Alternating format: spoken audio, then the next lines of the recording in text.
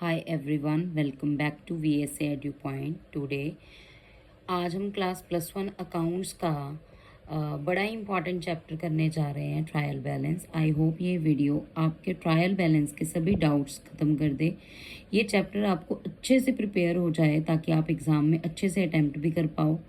आज जो हम इसके टॉपिक्स कवर करेंगे वो है meaning of trial balance, debit and credit items of trial balance and how to prepare a trial balance. Let's start.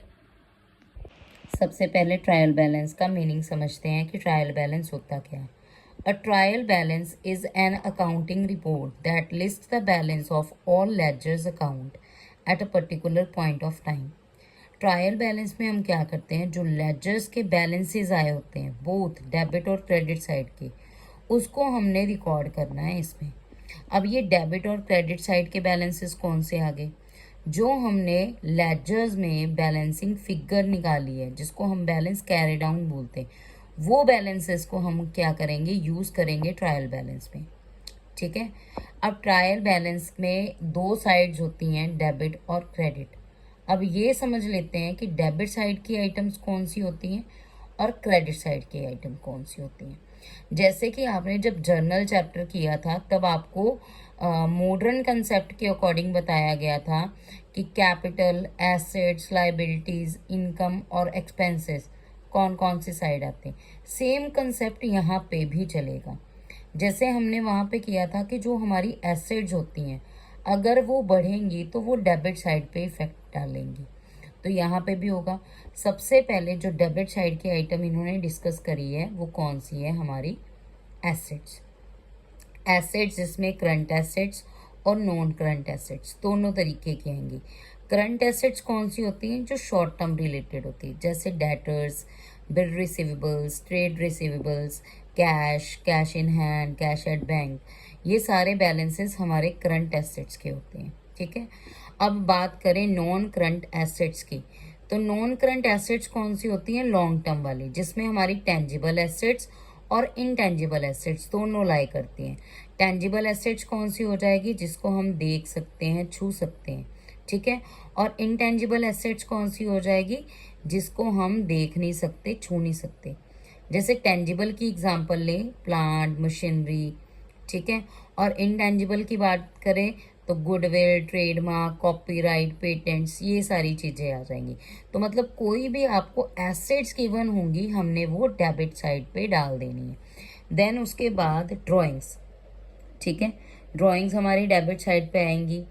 Then हमारे एक्सपेंसेस आ जाएंगे सारे। एक्सपेंसेस में रेंट, सैलरीज, कमीशन, इंटरेस्ट, ये सारी चीज़ें आ जाएंगी। उसके बाद prepaid expense. Prepaid expense means कि जो एडवांस में आपने पे कर दिए एक्सपेंसेस। ठीक है। और एक्रीव्ड इनकम। एक्रीव्ड इनकम, जो इनकम अभी तक हमें रिसीव नहीं हुई है, वो वाली इनकम हमने डेबिट साइड पे डाल देनी। और आपको इनपुट जीएसटी, जैसे आपको आगे दिया होगा IGST, CGST, अगर उसके आगे लिखा है इनपुट, तो इनपुट वाली आपने कहाँ डाल देनी है, डेबिट साइड पे। ठीक है। अब हम क्रेडिट साइड की आइटम्स की बात करें कि क्रेडिट साइड पे कौन कौन सी आइटम्स आएगी, तो क्रेडिट साइड पे सबसे पहले हम पोस्ट करेंगे हमारी लाइबिलिटीज को। लाइबिलिटीज, करंट लाइबिलिटीज और non current liabilities. Current liabilities जो शॉर्ट टर्म की होंगी, नॉन करंट लाइबिलिटीज जो लॉन्ग टर्म्स की होगी। शॉर्ट टर्म कैसे, जैसे क्रेडिटर्स आ गए, बिल्स पेबल, ट्रेड पेबल, या शॉर्ट टर्म हमने कोई भी लोन लिया हो। और नॉन करंट लाइबिलिटीज में आ जाएगी लॉन्ग टर्म लाइबिलिटीज, जैसे कोई भी लॉन्ग टर्म लोन लिया है या डिबेंचर्स आ गए। ठीक है, वो आ जाएंगे नॉन करंट में। ठीक है। देन उसके बाद दूसरी आइटम इसकी है कैपिटल्स। तो कैपिटल्स हमें पता है कि वो हमारी लाइबिलिटीज की तरह ही एक तरीके से ट्रीट करी जाती है। तो कैपिटल्स भी हमारी कहाँ पे आएगी, क्रेडिट साइड पे। ठीक है। इनकम, इनकम भी हमारी क्रेडिट साइड से बिलोंग करती है। तो जितनी भी इनकम है, जैसे commission receive, interest receive, rent receive, तो ये सारा कहाँ पे आएगा, हमारा क्रेडिट साइड पे। Then outstanding expenses. Outstanding expenses means कि जो एक्सपेंसेस अभी तक हमने पे नहीं किए वो हमारी क्रेडिट साइड पे आएगी। देन एडवांस इनकम, वो भी हमारी क्रेडिट साइड पे आएगी। इक्विटी शेयर्स आ जाएंगे, वो भी हमारी क्रेडिट साइड पे आएगी। जैसे हमने यहाँ पे किया कि इनपुट जीएसटी डेबिट पे आएगी, आउटपुट जीएसटी क्रेडिट साइड पे आएगी। जैसे आउटपुट सीजीएसटी, आउटपुट एसजीएसटी या आईजीएसटी, अगर ये दिया होगा जिसके आगे आउटपुट लिखा होगा, आउटपुट वाली जो जीएसटी होगी वो हमने क्रेडिट साइड पे डाल देनी है। एक बार इसका आप क्विक रिवीजन ले लो, चाहे स्क्रीनशॉट ले लो, देन हम मूव करते हैं नेक्स्ट टॉपिक की तरफ। अब ये आपको शो कर रही हूँ मैं ट्रायल बैलेंस का फॉर्मेट, ठीक है। ट्रायल बैलेंस का फॉर्मेट कैसे होता है वो देख लो। हेड ऑफ अकाउंट्स, जहाँ पे आप सारी आइटम्स लिखोगे, ठीक है। Then ledger volume, debit side और क्रेडिट साइड। यहाँ पे मैंने फॉर्मेट में वो सारी आगे जो हमने पीछे करी हैं सारी आइटम्स की, कौन सी डेबिट साइड पे आएगी, कौन सी क्रेडिट साइड पे आएगी, वो सारी इसमें मैंने मेंशन कर दी है, ठीक है। अब इसके बाद ट्रायल बैलेंस में और कौन कौन से हमें डाउट्स या फिर कन्फ्यूजन्स आती हैं। ट्रायल बैलेंस में हमें क्लोजिंग स्टॉक का नहीं पता लगता कि क्लोजिंग स्टॉक हम कब डालें और कब ना डालें। अगर ओपनिंग स्टॉक मेंशन करना है तो कब लिखें, कब ना लिखें ओपनिंग स्टॉक। तो सबसे पहले हम फर्स्ट केस करने लगे हैं, when closing stock is show in trial balance, ठीक है।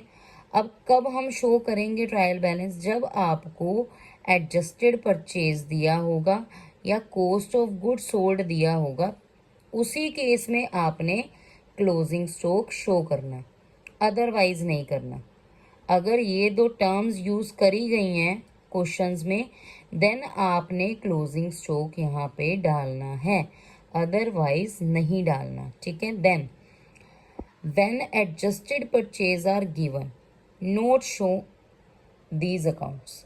जब आपको एडजस्टेड परचेज वर्ड दिया है तो आपने ये वाले अकाउंट्स मेंशन नहीं करने, ना ही आपने परचेजेस मेंशन करनी है ट्रायल बैलेंस में, ना ही परचेज रिटर्न मेंशन करनी है, ना ही ओपनिंग स्टॉक डालना है तो क्या डालना है, क्लोजिंग स्टॉक।